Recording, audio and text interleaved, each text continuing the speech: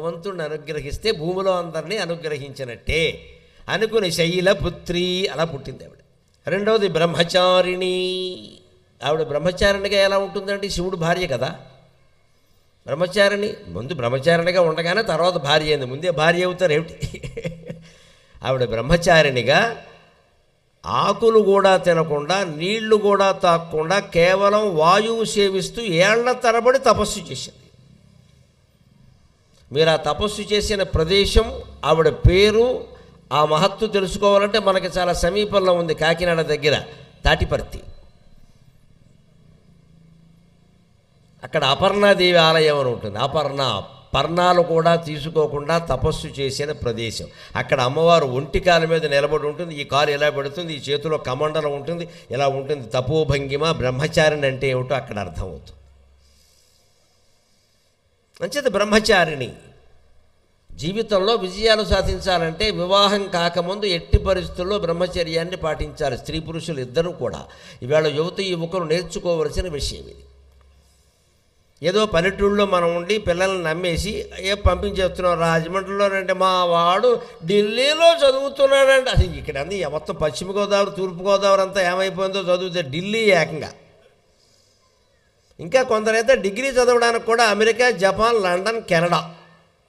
ఇవాళ ఏం జరుగుతుందో గమనించండి. అమెరికాలో చాలామంది రోడ్డు ప్రమాదాల్లో చనిపోతున్నారు. అన్ని రోడ్డు ప్రమాదాలు కావండి, వాటి వెనకాల కుట్రలు చాలా ఉన్నాయండి. ప్రత్యేకించి ఇండియన్సే చనిపోతున్నారు. నిన్నగాక మొన్న కెనడాలో ఒక స్త్రీ ఒక రెస్టారెంట్లో ఇండియా వాడిని, ఒక ఐఏఎస్ అధికారి స్థాయి వాడిని పట్టుకుని బండబూతులు తిట్టింది. నీకు సిగ్గు లేదా మా దేశానికి ఎందుకు వచ్చావని. మనకి సిగ్గుంటే విదేశాలకు వెళ్ళకూడదండి, ఇక్కడే చదువుకోవాలండి, ఇక్కడే ఉద్యోగం చేయాలి. ఈ చప్పట్లు కొట్టిన వాళ్ళందరూ వెళ్ళిన వాళ్ళు వెళ్లకుండా చూడండి. చప్పట్లు కొట్టిన తేలిక కాదు, ఆచరించడం. ముందు మీ కుటుంబాల్లో ఎంతమంది ఉన్నారో చూసుకోండి.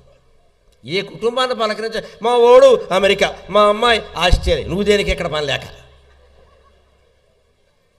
గొప్ప, బాగా గొప్ప. మనకి సమస్త దేవతలు మన దేశంలో ఆవిర్భవించారు. విదేశాల్లో ఎక్కడ గుడి కనపడదు, దేవుడి గురించి ఇంత శ్రద్ధ కనపడదు. వాళ్ళ మతాలు వాళ్ళకు ఉన్నాయి, కానీ మన మతం పట్ల మనకుండే శ్రద్ధ, మన ఆరాధనా విధానం విదేశీ మతాలకు వాళ్ళ పట్ల లేదండి, అనుమానమే లేదు. అక్కడ లేదు, ఓ చోట కూర్చొని ప్రార్థన చేసుకుంటారు అంతే. కానీ ఇన్ని రకాల ఆచారాలు, సంప్రదాయాలు, పద్ధతులు ఇంత ఇదిగా లేవు. దేవుడికి ఒక రూపకల్పన చేసి సగుణారాధన చేసి ప్రతి మనిషిలోనూ దేవుడున్నాడని నిరూపించిన ఏకైక మతం హిందూ మతం, ఏకైక ధర్మం హిందూ ధర్మం. ఈ ఆరాధన విధానం ఇది. అమ్మవారు ఎక్కడో ఉండబెట్టి ఇక్కడే ఉందా 9 రూపాయల్లో, కావాలంటే 10 రూపాయలు కూడా కల్పించుకో, మాకేం అభ్యంతరం లేదు. ఇంత సులువైన విధానం. ఏ మనిషి ఏ రకంగా ఆరాధించాలని కోరుకుంటే ఆ రకంగానే అమ్మవారు ఆవిర్భవిస్తుంది. ఇది వినడం ప్రధానం. దీంట్లో మీకు నచ్చినవి ఆచరించండి, అన్నీ ఆచరించమని నేను చెప్పను. మీకు నచ్చాలి కదా, దానికి ప్రాధాన్యం ఏంటి. ఎవరికో పంపడం, ఫోటోలు తీయడం, ప్రచారం చేయడం, అసలు ఇదంతా న్యూసెన్స్, నాన్ సెన్స్. వదిలేండి దాన్ని. ఏ ఒక్క మాట విని మన మనసుకు పట్టినా చదివాడు. విదేశాలకు వెళుతున్నామని ఇబ్బంది పడగానే మీరు చప్పట్లు కొట్టారంటే మీ మనసుకు నచ్చింది కదా, మంచిది. నేను వెంటనే ఆచరించమని చెప్పను, ముందు నచ్చింది కదా, నచ్చింది చాలు. ఇది నచ్చని వాళ్ళు ఎంతమంది ఉన్నారు? అలాగే చెబుతారండి. మనకి ఇక్కడ అవకాశాలు ఏమిటి? అవకాశం అంటే ఆయన దృష్టిలో నెలకు 10 లక్షల జీతం అంత అక్కర్లేదండి, బతకడానికి అంత అక్కల. నెల 1,00,000 చాలు. హైదరాబాదులో కూడా నెలకి 1,00,000 చాలు, 1,00,000 ఎక్కువ. మన దురాశకు అంతు లేదండి, మన ఆశ, మన కోరికల అవసరాలకు అంతులు ఉంటాయండి, ఆశలకు అంతు లేదండి. ఇంత చేసి ఏం తెచ్చుకుంటున్నాం? రోగాలు కొని తెచ్చుకుంటున్నాం. బిడ్డలు సుఖంగా లేరు. విచిత్రం ఏంటంటే వాళ్ళకి బిడ్డలు కలగడం లేదు. పెళ్ళి అయితే పెళ్లి సమస్య, పెళ్లి తర్వాత సంతానం సమస్య. అదే బ్రహ్మచారిణి నామానికి అర్థం గమనించండి. బ్రహ్మచారిణిగా పెళ్ళి అవనంతకాలం, చదువుకుంటున్నంతకాలం బ్రహ్మచర్యాన్ని పాటిస్తే స్త్రీకి పురుష స్పర్శ, పురుషుడికి స్త్రీ స్పర్శ లేకుండా ఉంటే పెళ్ళైన తర్వాత 2 ఏళ్ళకి ఖచ్చితంగా సంతానం కలుగుతారండి. ఆ స్పర్శ వేరు, ఆ ఆనందం వేరు, ఆ మాధుర్యం వేరు. ఈవేళ మన వాళ్ళకి స్మార్ట్ ఫోన్లు దయ వల్ల ఇంక నేను అమ్మవారి ఆలయంలో అన్నీ మాట్లాడితే బాగుండదు, అన్నీ అయిపోయాకే పెళ్ళి అవుతున్నాయి. నన్ను మన్నింతుడు కాక, వీడు మనోవాంఛలన్నీ తీరిపోయాక, వీడికి నిస్సత్తువ, నీరసం సమస్తం వచ్చేసాక, వీడికి లోకం మీద మోజు తగ్గిపోయాక అప్పుడు పెళ్లి చేస్తే ఏం ఉపయోగం? ఇక్కడ ఆవకాయ, కొత్త ఆవకాయ వేసుకుంటే బాగుంటుంది. ఏప్రిల్లో పెట్టిన ఆవకాయ మేలో వేసుకోవచ్చు, జూన్లో వేసుకోవచ్చు. జూలై, ఆగస్టు, సెప్టెంబర్, అక్టోబర్ కూడా పర్వాలేదు. నువ్వు మార్చి నెలలో కూడా దాన్నే చీకుతూ కూర్చుంటే ఏముంటుంది? ఇక్కడ కొత్త ఆవకాయ పెట్టుకోవాలి. ఏ సౌఖ్యమైనా అంతే, ఏ భోగమైనా అంతే. నీకు అందవలసిన సమయంలో అది అందాలి. మామిడికాయలు వేసవకాలం పండితేనే బాగుంటాయి. అది పునాసికాయ అండి, అనాసికాయ అండి, హైబ్రిడ్ అండి, నీ తలకాయ అంటే ఎప్పుడు పడితే ఎప్పుడు పంపిస్తే తలకాయలాగే ఉంటాయి, మామిడికాయలు ఉండవు. సహజంగా ఆ ఋతువులో ఆ నీళ్లు పడి, ఆ వానలు పడి పండిన మామిడికాయ అది ఊరగాయ పెట్టినా పండితే తిన్నా దాని రుచి వేరు. జీవితాన్ని అలాగే సహజంగా పండనివ్వాలి, దాన్ని ఆస్వాదించాలి. అమ్మవారు అలా ఆస్వాదించింది. పర్వతానికి పుట్టింది, బ్రహ్మచర్యం పాటించింది. పర్వతంలాగే పర్వతం ఎంత నిశ్చలంగా ఉంటుందో అమ్మవారి బ్రహ్మచర్యం అంతే నిశ్చలం. ఎంత నిశ్చలం అంటే శివుడే స్వయంగా మరో బ్రహ్మచారి వేషంలో వచ్చి అమ్మవారి మనస్సుని చెలింపజేసే ప్రయత్నం చేశాడు. శివపురాణంలో ఉంటుంది, కుమార సంభవంలో ఉంటుంది. కపట బ్రహ్మచారి వేషంలో ఎవరో రాలా, శివుడే వచ్చాడు. వచ్చి ఎందుకమ్మా ఇంత తపస్సు చేస్తున్నామంటే ఏదో శివుడి కోసం అని చెప్పారు. ఈయన శివుడైన వాళ్ళకి తెలియదు కదా, వేరే వేషంలో వచ్చాడు. వెంటనే ఏంటమ్మా బుద్ధి లేదా, పర్వతరాజ కుమార్తెవి, కోటీశ్వరుడు కుమార్తెవి, శివుడి దగ్గర ఏముంది, ఏనుగు తోలు బూడిద, కనీసం విష్ణుమూర్తి కోసం చెయ్యి, మంచి ఆభరణాలు ఉంటాయి, పట్టుబట్టలు కట్టుకుంటాడు, ఆదిశేషుడి మీద పడుకుంటాడు. ఇంద్రుడి కోసం చెయ్యి, దేవేంద్రుడు లోకానికి అధిపతి, ఇంద్రుణ్ణి చంద్రుణ్ణి అందరినీ వదిలేసి బిచ్చగాన్ని పట్టుకున్నావు ఇవ్వటమని శివుడే అంటాడు. అవన్నీ విన్నటువంటి అమ్మవారు తాను మౌన దీక్షలో ఉంది కాబట్టి, కోప్పడ్డానికి కూడా అర్హత లేదు కాబట్టి, భరించలేకపోతుంది కాబట్టి చెలికెత్తలికి కంటి సంజ్ఞ చేస్తుంది. వీడికి తగిన సత్కారం చేసి పంపించమని అంటే రాళ్ళెట్టు కొట్టేయమని అర్థం. శివనంద చేస్తాడా, రాళ్ళెట్టు కొట్టేయండి, నేను కొడితే బాగుండదు. నేను ఆయన కోసం 6 ఏళ్ల బట్టి కష్టపడి తపస్సు చేస్తుంటే నా మొగుడిని పట్టుకుని తిడతాడు ఎక్కడ. వెంటనే చెలికెత్తలు లేచేలోగా అమ్మవారు అక్కడి నుంచి వెళ్ళిపోయింది. వెంటనే ఆయన చేయి పట్టుకున్నాడు. నన్ను నిందించడమే కాకుండా నా చేయి పట్టుకుంటావు అని వెనక్కి తిరిగింది. ఆయన శివుడని అర్థమైంది. అంత కఠిన బ్రహ్మచర్యాన్ని పాటించింది కాబట్టే శివతత్వం ఆవిడికి అర్థమైంది, ఆయన్ని పెళ్లి చేసుకుంది. అలాగ యువత యువకులందరూ వివాహాలు అయ్యే వరకు ఖచ్చితంగా బ్రహ్మచర్యం పాటించాలంటే తల్లిదండ్రులు కూడా ఒకటి ఆలోచించాలి. మన బాధ్యతను ఎవరి మీదో తోసేయడం కాదు. డిగ్రీ పూర్తయ్యే వరకు పిల్లలు మన ఇంట్లోనే ఉండాలి, మనమే చూసుకోవాలి. ఒక ఆలోచన చేయండి, ఎంత అమాయకంగా ఆలోచిస్తున్నామో మనం అర్థమవుతుంది. 2 పిల్లల్ని మనం కాపాడుకోలేము, 200 మందిని హాస్టల్లో పెడితే వాడు కాపాడతాడండి. ఇంతకంటే పెద్ద జోకి ఏదైనా ఉందా అసలు? ఎక్కడో పట్టుకెళ్ళి engineering college hostel, ladies hostel separate అండి, లేడీసే వార్డెన్లుగా అందరూ ఉంటారమ్మా. జరుగుతూనే ఉంటాయి. గోడ దూకే వాళ్ళకి లేడీస్ అయితే జెంట్స్ అయితే మొత్తం దూకెత్తారు. నీ నమ్మకం అది అక్కడేం లేదు. అక్కడ పైగా వాళ్ళకేమిటి బాధ్యత? మన పిల్లలు శీలవంతులై ఉండేలాగా చూడాల్సిన బాధ్యత వాళ్ళకేమిటండి? ఖచ్చితంగా ఈ హాస్టల్ విద్యా విధానం అనేది నశించి మన దగ్గరున్న కళాశాలల్లోనే మనం చేర్పించుకుని డిగ్రీ వరకు మన ఆడపిల్లల్ని, మన మగపిల్లల్ని మన దగ్గరే పెట్టి చదివించుకుంటేనే మన జీవితం బాగుంటుంది, వారి జీవితం కూడా బాగుంటుంది. దానికి మనం బాధ్యత వహించవలసిందే. మగపిల్లాడు ఆలస్యంగా వచ్చాడు, ఆడపిల్ల ఆలస్యంగా వచ్చింది, అడుగుతాం. తల్లి కాకపోతే తండ్రి అడుగుతాడు. హాస్టల్లో ఎవరు అడుగుతారండి? వాడుకో 100 రూపాయల భారతే ఏం అడగడం, అయిపోయా. మనకు ఫోన్ చేసి మాత్రం అమ్మ వెరీ డిసిప్లిన్, వెరీ స్ట్రిక్ట్ అని అబద్ధాలు చెబుతూ ఉంటాడు. అక్కడ వాడు చదవట్లేదు, లవ్ లెటర్లు రాస్తున్నాడు వాడు.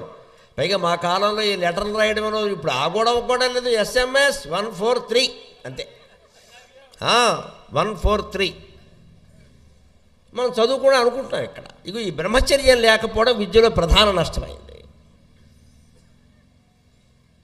3వది చంద్రఘంట, అమ్మవారి యొక్క రూపం చంద్రఘంట. చంద్రుని ఆకారంలో ఉండే ఘంట. సరిగ్గా సరస్వతీదేవికి కూడా ఇక్కడ ఒక ఘంటం ఆకారంలో ఇక్కడ ఒకటి ఉంటుంది. అది విద్యకి చిన్నగా భావిస్తారు. చంద్రఘంట అంటే మను విద్య, చంద్ర విద్య అన్నదంటూ చంద్ర విద్య అన్నదానికి చంద్రఘంట అన్నారు. అక్కడ చంద్ర విద్య అంటే అమృత విద్య, చంద్రుడు అమృతానికి ప్రతీక. అంటే సరిగ్గా పర్వతానికి పుట్టింది, బ్రహ్మచర్యం పాటించింది, చంద్ర విద్య అభ్యాసం చేసింది. చంద్ర విద్య అంటే అమృత విద్య. మన శరీరంలోనే అమృత కేంద్రం ఉంది. ఆ అమృత విద్య ఆ అమృతాన్ని మనం ఆస్వాదించలేకపోతున్నాం. అమృత కేంద్రం ఎక్కడుంది? ఇక్కడ ఉంది. మాడు అంటాం మనం తెలుగులో, బ్రహ్మరంధ్రం అంటారు సంస్కృతంలో. పౌరాణిక పరిభాషలో దీన్ని బ్రహ్మరంధ్రం అంటారు. మాడేం సామాన్యమైనది కాదు, ఇక్కడ ఉంది ఒక రంధ్రం. చిన్నపిల్లలకైతే రంధ్రమే తగులుతూ ఉంటుంది చేతికి. అప్పుడే పుట్టిన పిల్లలు కనుక ఇలా ముట్టుకుంటే అక్కడ మెత్తగా, చాలా మెత్తగా, ఎందుకంటే అక్కడ రంధ్రం అలాగే ఉంది, పూడలేదు. క్రమంగా తల్లి ఆముదం రాస్తుంది దానికి, రోజు ఆముదం రాయాలి. రాస్తే టెంకి ముదిరిపోతుంది, ఇంకా వాడు మాట వెంట. అందుకే టెంకి ముదిరింది మాట వెంట. టెంకి అంటే ఇది. దానివల్ల ఏం జరుగుతుందో తెలుసా? పచ్చి మోసం తల్లే చేస్తుంది, చేకి తప్పదు. అది ముయ్యకపోతే ఎవరైనా దెబ్బ కొడితే వాడు చనిపోతాడు, సున్నితంగా ఉంటుంది అది. ఆ ముయ్యడం వల్ల జరిగిన మోసం ఏమిటంటే, ఇది మూసుకునేలోగా అతనికి పూర్వజన్మ జ్ఞానం అంతా అందుతూ ఉంటుంది ఆ శిశువుకి పైనుంచి. పూర్వజన్మలో నేను కుక్కని నానాయాతన పడ్డాను, ఇప్పుడు ఏదో అదృష్టవశాత్తు మనిషిగా పుట్టాను, ఇక నుంచి అయినా శుభ్రంగా ఏదో దైవనామస్మరణ చేసుకుని ఉన్నదాంతో సంతృప్తిపడి బతకాలి అని ఆ 9 నెలల్లో శిశువు అనుకుంటూ ఉంటాడు. ఈ బయటికి పడిన తర్వాత ఈ టెంకి మూసేగానే మళ్ళీ ఏమి లేదు, మా అమ్మ మా నాన్న కోటీశ్వరులు, నేను చదవక్కల్లా అని అజ్ఞానంలో పడ్డాడు ఇక్కడ. అందుకే తల్లి ఆముదం రాయడం ద్వారా మూసేసి ఆ ద్వారాన్ని ఒక రకంగా బిడ్డని మోసం చేసింది.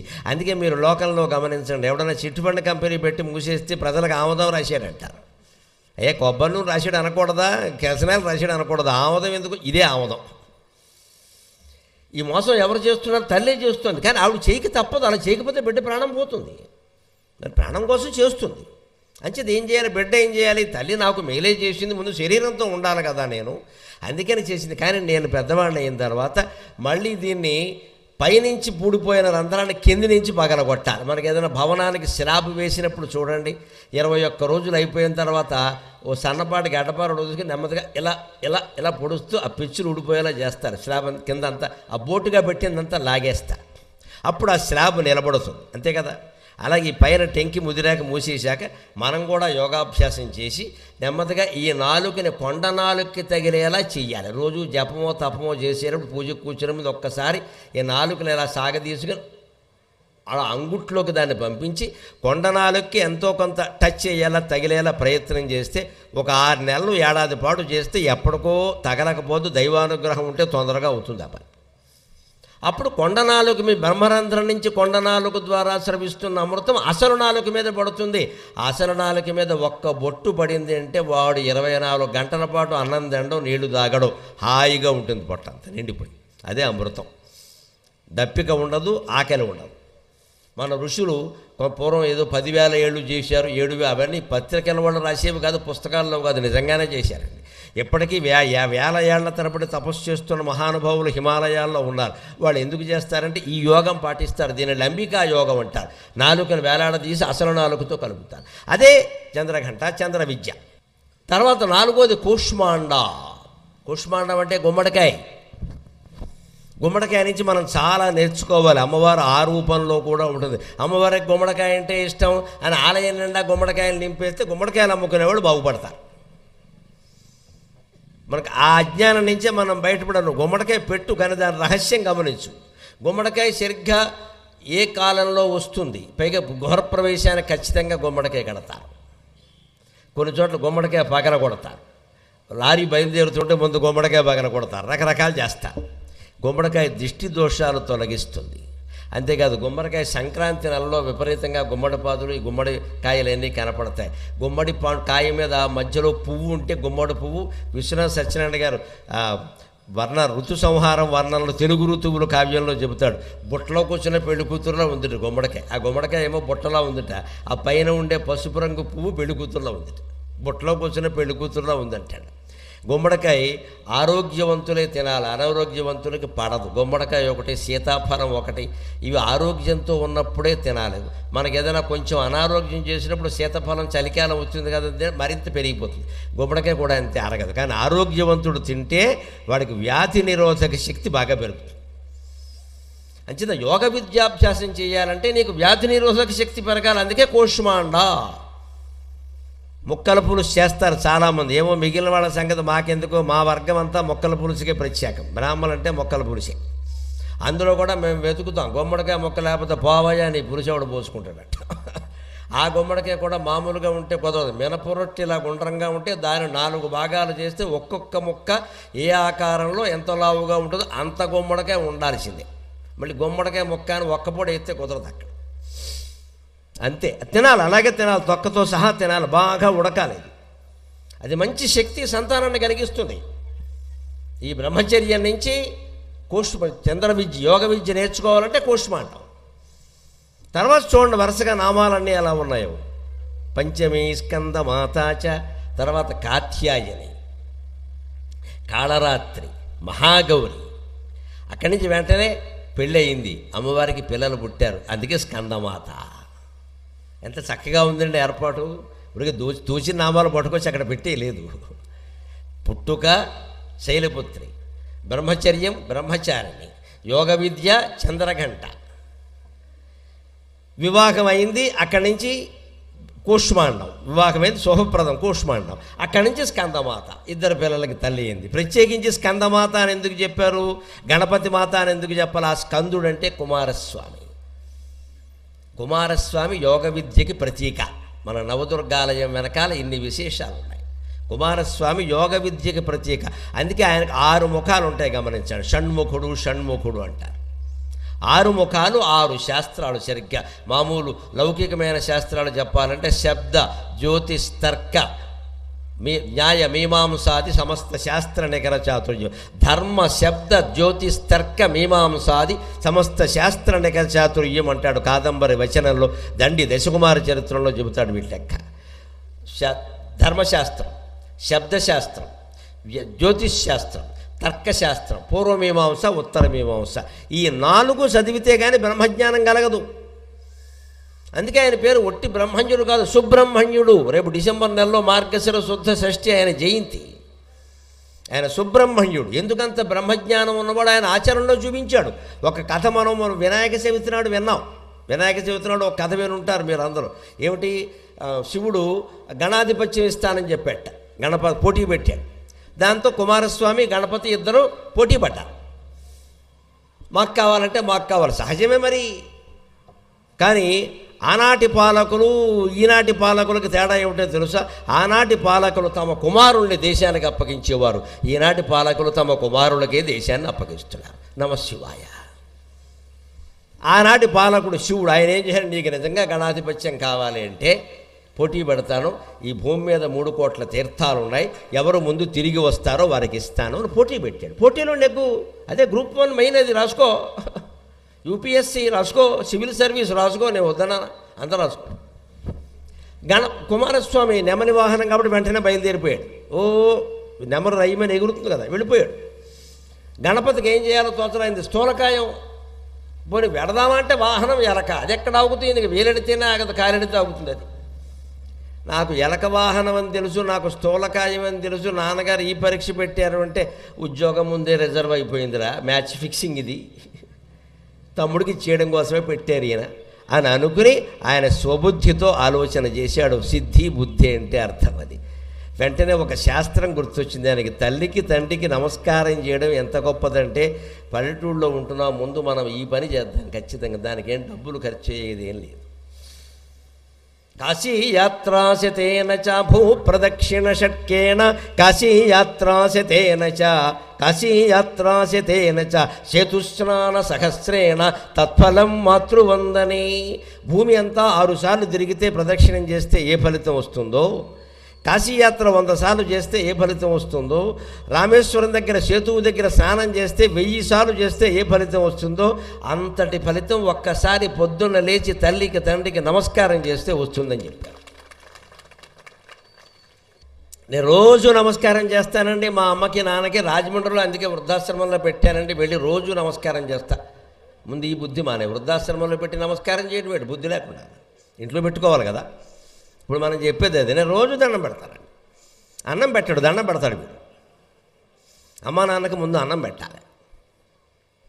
తల్లిదండ్రులకు సేవ చేయాలి. ముఖ్యంగా తల్లిదండ్రులు పడేటువంటి కొన్ని ఇబ్బందులు చెబుతారు. పెద్దవాళ్ళు కాలి గోళ్ళు తీసుకోలేరు, మట్టి పేరుకుంటూ ఉంటుంది. కొడుకో కోడలో అక్కడ కూర్చుని వాళ్ళ కాళ్ళు ఒళ్ళో పెట్టుకుని గోళ్ళు తీస్తే శివపార్వతుల సేవ మీరు చేసినట్టేనమ్మా, వేరే ఏమి అక్కర్లేదు. అసలు ముసలాళ్ళు ముసలగోళ్ళు ఓ మట్టి బయరేసి ఎవడు తీస్తాడు ఎక్కడ ఎవరు తీస్తారు? వాళ్ళు తీసి వాళ్ళకి కాలు ఇలా అందదు, వాళ్ళు వంగలేరు, కాలు పైకి లేపలేరు. మరి గోళ్ళు అయితే పేరుకుంటూ ఉంటాయి. పాదసేవ చెయ్యాలి ఖచ్చితంగా. వాళ్ళకి ముందు అన్నం పెట్టి ఆదరించాలి. అసలు వాళ్ళకి ఔషధాల కంటే మనఃపూర్వకంగా మాట్లాడటమే పెద్ద మందు. వాళ్ళ దగ్గర కొడుకో కోళ్ళో కూతురో అల్లుడో ఎవరుంటే వాళ్ళు కొంచెం సాయంత్రమో పొద్దున్న ఒక గంట అక్కడ కూర్చుని ఏదో వాళ్ళు పాట పాడమనండి, ఆట ఏదో వాళ్ళకి తోచించి చెప్పమనండి. మా అమ్మ నీ పెళ్లి చూపులుగా చెప్పమని అడగండి. బామ్మగారు ఒకసారి పెళ్లి కూతురు అయిపోతుంది, మళ్ళీ మొత్తం సినిమా స్టోరీ చెబుతుంది. నీకేం తెలుసు అప్పుడు ఏం జరిగిందో? రాజమండ్రి నుంచి బండి వేసుకొచ్చారు, గోదావరి దగ్గర ఆగిపోయింది బండి, అటు 2 ఏట్ల బండి. అక్కడి నుంచి చెబుతుంది, చాలా సరదాగా ఉంటుంది. వాళ్ళకి ఆనందంగా ఉంటుంది. మనవరాలకి ఎంత ప్రేమో నేనంటే. నా పెళ్లి చూపుల గురించి అడిగింది, అది పిచ్చిమోహం అని. దానివల్ల ఇంకో ప్రయోజనం ఉంది, ప్రేమ పెరగడమే కాకుండా ఆవిడ పేరు ఏమన్నా 2 ఎకరాలు ఉంటే ఈ మనవరాల పేరు రాసేస్తుంది. అది దానికోసమైనా చేయొచ్చు కదా, మనకి ఏదో కావాలి కదా. ఇలా ఉంటే కుమారస్వామి గణపతి రహస్యాన్ని గమనించి తల్లిదండ్రులకు ప్రదక్షిణం చేశాడు. అంతే, వెంటనే శివుణ్ణి అడిగాడు, ముందు దీని సంగతి చెప్పండి అన్నాడు. నీదే రా అబ్బాయి, నువ్వే గెలిచావు అన్నారు. కుమారస్వామి వచ్చేలోగానే ఆయనకు పట్టాభిషేకం అయిపోయింది. ఇక్కడ కుమారస్వామి ఒప్పుకున్నాడు. ప్రతి చోట ఆయన పుణ్యక్షేత్రాలకు వెళ్ళగానే ఎక్కడికి వెళ్ళినా సరే ఈయన స్నానం చేయడం కోసం కిందికి దిగుతుంటే గణపతి తువ్వాలు పిండుకుంటూ పైకొత్తున్నట్ట.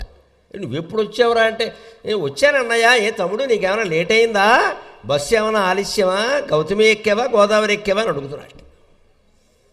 ఆయన ఆశ్చర్యపోయాడు. మరి ఇంత చేసినా ఇక్కడ స్కందమాత ఎందుకన్నారండి? గణపతి అంత ఉపాయంతో సాధించాడు కదా. స్కందుడు యోగ విద్యకి ప్రత్యేక 6 శాస్త్రాలు, అందుకని స్కందమాత అంటారు ప్రత్యేకంగా. ఆయన యాత్ర చేసి వచ్చాడు, ఇక్కడికి వచ్చేసరికి పట్టాభిషేకం తమ్ముడికి అన్నగారికే అన్నారు. ఆయన ఏమాత్రం అహంకారానికి లోనుగాల. సుబ్రహ్మణ్యుడు అంటే అర్థం అది. బ్రహ్మణ్యో బ్రహ్మగుద్ బ్రహ్మ బ్రహ్మ బ్రహ్మ వివర్ధనక బ్రహ్మవిద్ బ్రాహ్మణో బ్రహ్మీ బ్రహ్మజ్ఞో బ్రాహ్మణ ప్రియక. విష్ణు సహస్రనామాల్లో వరుసగా ఉంటాయి. ఈ నామాలన్నిటికీ మీరు చేర్చండి. సుబ్రహ్మణ్యో సుబ్రహ్మగుత్ సుబ్రహ్మ సుబ్రహ్మీ సుబ్రహ్మ వివర్ధనక సుబ్రహ్మవిత్ అనే జూ చేరిస్తే సుబ్రహ్మణ్య స్వామి, చేర్చకపోతే విష్ణువు, చేరిస్తే సుబ్రహ్మణ్య స్వామి. మన దేవతల్లో పెద్ద భేదమే లేదు, అక్షరాలు చేర్చడం తీసేయడం అంతే, అంతా ఒకటే. ఆ బ్రహ్మజ్ఞానం ఉంది అనడానికి నిదర్శనం ఏమిటంటే అహంకారానికి లోను కాకుండా ఉండడం. అదిగో నన్ను మోసం చేశారు, నేను కష్టపడి ఛార్జీలు పెట్టుకుని తిరిగి వచ్చాను తీర్థాలు, ఇక్కడేమో అన్నగారికి నాకంటే ముందు అభిషేకం చేసేస్తారా పట్టాభిషేకం అని దెబ్బలాడలేదు.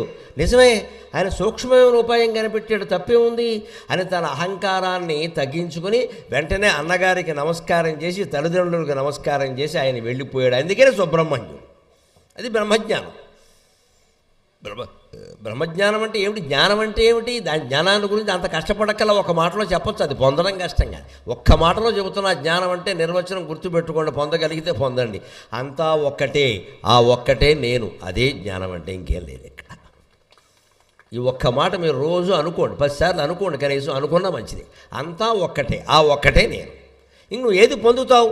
ఏది పోయిందని ఏడుస్తావు? ఎవరు ఉన్నారని సంతోషిస్తావు? ఎవరు లేరని ఏడుస్తావు? ఎందుకు? దుఃఖమేనా సంతోషమేనా ఎందుకు వస్తుంది? అంతా ఒక్కటే కదా. ఎవరు సుఖపడినా మనం సుఖంగా ఉన్నట్టే, ఎవరు దుఃఖపడినా మనకు దుఃఖం కలిగినట్టే. కాబట్టి వెంటనే ఓదారుస్తాం. ఎవరు సుఖపడినా మనం సుఖంగా ఉన్నట్టే, కాబట్టి మన సుఖం అంటూ ప్రత్యేకంగా కోరుకోం. వారి సుఖమే మన సుఖం అనుకుంటాం. నీ సుఖమే నే కోరుకున్నా అని. ఇది చేయవలసింది. అందుకని స్కందమాత, అటువంటి బ్రహ్మజ్ఞానం కలిగినటువంటి స్కందుడు ఎందువల్ల పొందగలిగాడు అహంకారం లేకుండా? లలితా సహస్రంలో కుమారస్వామిని కానీ గణపతిని కానీ ఆవిడ ఎలా పెంచిందో చెబుతారమ్మా. ఊరికే పారాయణలు చేయడం కాదు, పిల్లల్ని పెంచడం ఎలాగో చూడండి. ఆడాళ్ళకి కాదు, ఇది మగాళ్ళకే వర్తిస్తుంది. పిల్లల్ని ఎలా పెంచాలో, అందున ఆడపిల్లని ప్రత్యేకంగా ఎలా పెంచాలో లలితా సహస్రంలో చెప్పాడు వ్యాస మహర్షి. కుమార గణనాథాంబ తుష్టి పుష్టిర్ మతిర్ధృతి శాంతి స్వస్తి మతీకాంతిర్నందిని. ఇవన్నీ పిల్లల పెంపకానికి సంబంధించిన నామాలు. తుష్ట్యే నమః పుష్ట్యే నమః శాంత్యే నమః అని పసుపు కుంకుమ అమ్మవారి మీద జల్లెత్తు కూర్చోవడం. ఎన్నిసార్లు జల్లినా పసుపు కుంకుమ అమ్ముకునేవాళ్ళు బాగుపడతారు. నీకేమి రాదు ఇక్కడ. పైగా ఈ పసుపు కుంకాలతో బట్టలన్నీ పడవుతాయి అంతే. మేము 1 కోటి కుంకం పెట్టామండి, 1 కోటి పసుపు, అంతా ఓవర్ యాక్షన్. దేనికి అవన్నీ? నీకు ఆ నామానికి అర్థం తెలుసా? ఈ నామాలు 7-8 నామాలు అర్థం కలిగిస్తే పిల్లల్ని జాగ్రత్తగా పెంచుతారు. కుమార గణనాథాంబ, కుమారస్వామికి గణనాథుడికి నీవే తల్లివి. తుష్టి పుష్టి మతి ధృతి శాంతి స్వస్తి నందిని. స్వస్తిమతి నందిని 7 నామాలు చెప్పాడు వరుసగా. ముందు తుష్టి, పిల్లలు సంతోషంగా ఉండేలా చూడాలి, పెంచడం అంటే అర్థం. అది 10 ఏళ్ళు, ముఖ్యంగా 5 ఏళ్ల లోపు వాళ్ళు కన్నీరు పెట్టారు అంటే దొంగ కన్నీళ్ళైనా సరే మనం వెళ్ళిపోవాలి. నా తల్లి నా తల్లి నా బంగారు తల్లి, ఏడు పాలైన కారవే బంగారు తల్లి. ఏదో పూర్వం పాట ఉంటుంది చూడండి, ఏడిస్తే నీ కళ్ళు నీలాలు గారు పాలైన కారవే బంగారు తల్లి అని పాట పాడుతుంది. నువ్వు ఏడిస్తే నల్లగా నీళ్లు గారుతున్నాయేమో, పాలు గారినా బాగుండేది, ఎట్లా 70 రూపాయలకి అమ్ముకునేవాళ్ళం. సరదా పాటలు ఇవన్నీ. నీ కళ్ళు నీలాలు గారకూడదమ్మా, నువ్వు ఒకవేళ ఏడిచ్చినా సరే పాలు గారాలి. లేదా ఆ పాట ఏమిటండి, తెలుగు పాటలు ఎంత గొప్పవి. ఏడిస్తే నీ కళ్ళు ఏడువకెనా తల్లి బంగారు తల్లి, ఏడిస్తే నీ కళ్ళు నీలాలు గారు పాలైన గారవే బంగారు తల్లి. పసిపిల్లల పట్ల అంత శ్రద్ధ ఉండాలి. ఆలోచించండి, ఎవరు ఉద్యోగాలు వారు చేసుకుంటే, ఎవరు సాఫ్ట్వేర్లో వారు ఉంటే, 11ంటికి ఒకరు లోపలికి వెళ్ళి మర్నాడు 1 గంటకు ఒకరు బయటకు వస్తే, వారు బయటికి రాగానే వీరు లోపలికి వెళితే పిల్లలు ఏమవుతారండి? జీవితాలు నాశనం అయిపోవు. తర్వాత పిల్లలు సరిగ్గా మాట వినట్లేదు, నువ్వేమన్నావు ఇక్కడ. తుష్టికి వాళ్ళు సంతోషంగా ఉండాలి. వాళ్ళ సంతోషమే మన సంతోషం. అమ్మ నాకు ఇవాళ నీతో ఆడుకోవాలని ఉంది అంటే తల్లి అన్ని పనులు మానేసి పిల్లతో ఆడుకోవాలి. నాన్నగారు ఈవేళ నా పుట్టినరోజు మీరు నాతోనే ఉండాలి అంటే కోట్ల రూపాయల బిజినెస్ కాంట్రాక్ట్ వదిలేసి ఏ తండ్రి అయితే కూతురుతో గడుపుతాడో ఆ తండ్రి నిజమైన తండ్రి. అమ్మ లేనివాడు తద్దినం కింద లెక్క. ఉన్న ఒకటే పోయిన ఒకటే. మనం ఏ బిజినెస్ మానం, ఏ ప్రయాణాలు మానం, ఏ విదేశాలు మానం, వచ్చేటప్పుడు మాత్రం 10,000 పెట్టి ఓ ఎలుగుబంటి ఫోటో ఒకటి పట్టుకొచ్చి పుట్టినరోజు నాడు ఈ అమ్మాయికో అబ్బాయికో ఇస్తాడు. నువ్వు కూడా ఎలుగుబంటిలాగే చావమని. పెద్ద గిఫ్ట్. దానివల్ల గిఫ్ట్లు అమ్ముకునేవాడు బాగుపడ్డాడు, నీ కూతురు బాగుపడ్డా. దానికి మనసులో ఉండిపోయింది, మా నాన్న లేడు ఇక్కడ, నా పుట్టినరోజు నాడు కూడా లేడు. ఏమి తండ్రి. వెంటనే మనసులో పడిపోలేదండి వాళ్ళకి.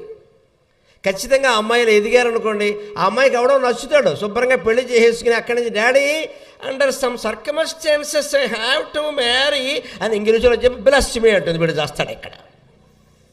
అక్కడి నుంచి మా బోటిగాడితో మొదలెడతాడు. ఇక్కడ ఏమిటో పిల్లల్ని పెంచాం కానండి ఎలా ఉన్నా, నువ్వు సరిగ్గా పెంచలేదు. వాళ్ళ పుట్టినరోజులకు నువ్వు వచ్చావా?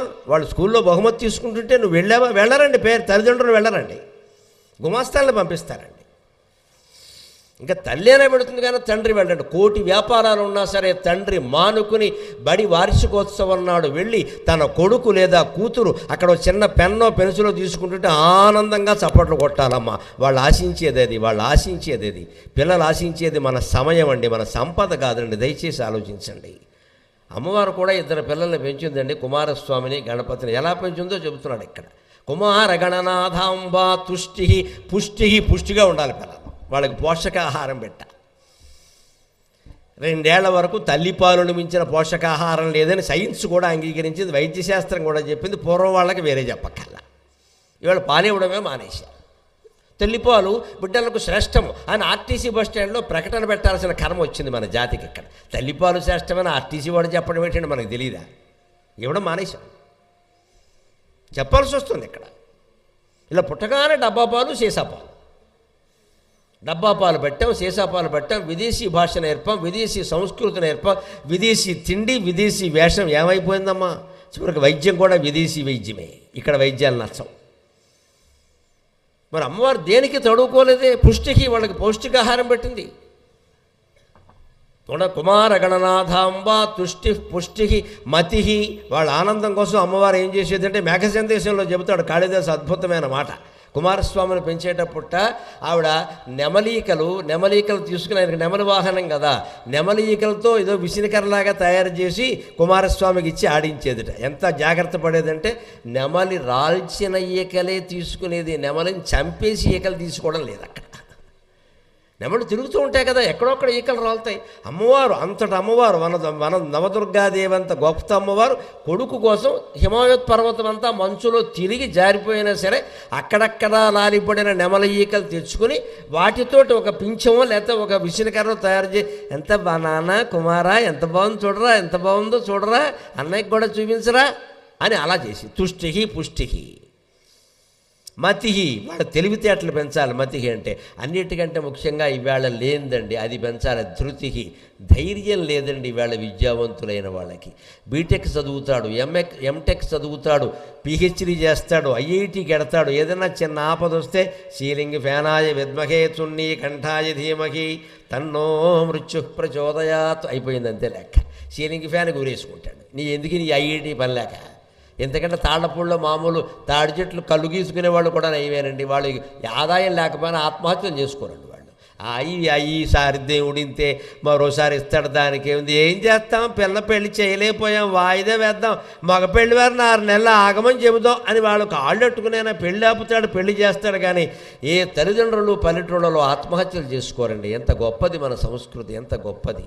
వీళ్ళు ఎలా తయారైంది. ఏ సమస్య వచ్చినా ఆత్మహత్య, సహనం లేదు. ఇదే ధృతి, ధైర్యం లేకుండా పోయింది. BTech, MTech, English medium, software దేనికయ్యా నీ గుండెల్లో ధైర్యం లేకపోయాక. భార్యతో విభేదం వస్తే భర్త ఆత్మహత్య, పురుగుమందు తాగేస్తాడు. భర్తతో విభేదం వస్తే భార్య హైదరాబాదులో 5వ అంతస్తు మించి దూకేస్తుంది. చిన్న తేడా వస్తే చాలు, ఇంకా పిల్లల్ని ఏ మీడియంలో చేర్చాలనే అభిప్రాయ భేదం వచ్చిందంటే దూకేయడమే, ఇంకేం లేదు ఇంకా. అంటే బెదిరింపులు ఇక్కడ, ఎమోషనల్ బ్లాక్మెయిలింగ్ చేసి ఎంతకాలం సంసారాలు చేస్తామండి. తుష్టి పుష్టిర్ మతిర్ ధృతికి. ఇప్పుడు చూడండి, ఇది అందరి పిల్లల్ని పెంచే విధానం. తుష్టి పుష్టి మతి ధైర్యం. ఆడపిల్లల పట్ల ప్రత్యేకంగా 2 లక్షణాలు ఉండాలమ్మా. నందిని అంటే కుమార్తె, నందనహ అంటే కుమారుడు. నందిని కుమార్తెను పెంచడంలో 2 లక్షణాలు బాగా ఉన్నాయి. శాంతి, స్వస్తిమతి, కాంతి. ఈ 3 అమ్మాయిలో ప్రత్యేకంగా ఉండేలా చూడాలి. మగపిల్లల్లో ఉండద్దని కాదు, అక్కడ అమ్మాయిలకి ప్రత్యేకం స్పెషలైజేషన్ ఏమిటంటే అమ్మాయి కాస్త శాంతంగా సహనంగా ఓపికగా ఉండాలి. మాటికి రెచ్చిపోకూడదు. ఇక్కడ మగాడు రెచ్చిపోతాడు, అవసరమైతే బాకీ వసూలు కాకపోతే మగాడు వెళ్ళాలి బయటికి. ఆడది వెళ్ళిపోకూడదు, కర్రీ వేసుకుని కొడవలు అయిపోతాడు లేనిపోతుంది.